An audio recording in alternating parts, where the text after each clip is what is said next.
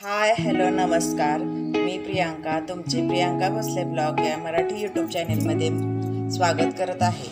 आज मी तुम्हाला घरी करता येण्याजोगे 5 घरगुती व्यवसाय यांची माहिती देणार आहे। तरी आपण सुरुवात करूया आजच्या व्हिडिओला।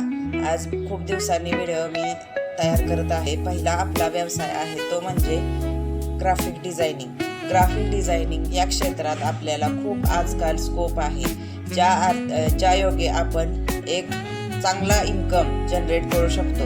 तर ग्राफिक डिझायनिंगचे जे स्किल आहे ते तुम्ही अवगत करून तुम्ही या क्षेत्रात खूप चांगले अचिव्हमेंट प्राप्त करू शकता।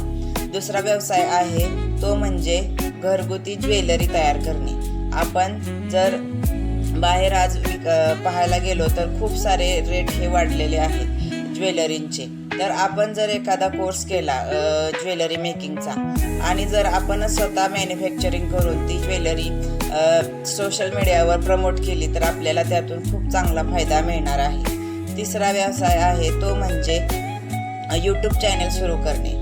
यूट्यूबसुद्धा आजकाल खूप ट्रेंडिंगमध्ये आहे।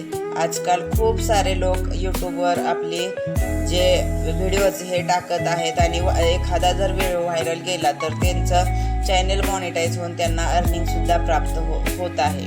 जे काही आपल्याला आवडतं ते आपण आपल्या यूट्यूब चॅनेलवर टाकू शकतो। कोणी ब्लॉगिंग करू शकतं, कोणी एक एज्युकेशनल व्हिडिओ बनवू शकतं, कोणी एंटरटेनमेंट व्हिडिओ बनवू शकतं, कोणी अशा प्रकारे कोणतेही क्षेत्रात आपण ज्या क्षेत्रात हुशार आहे ते क्षेत्र आपण निवडून यामध्ये आपण करिअर करू शकतो।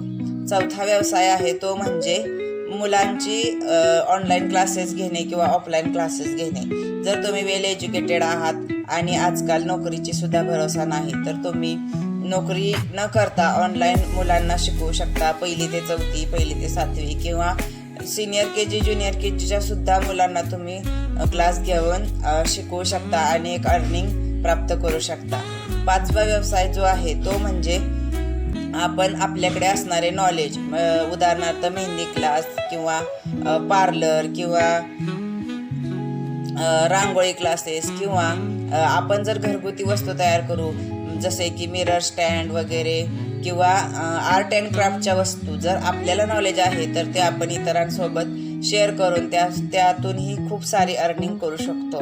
तर अशा प्रकारे हे 5 व्यवसाय आहेत जे तुम्ही करून लो इन्व्हेस्टमेंटमध्ये तुम्ही चांगली अर्निंग करू शकता।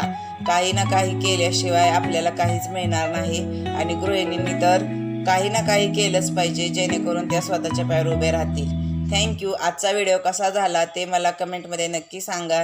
थँक्यू।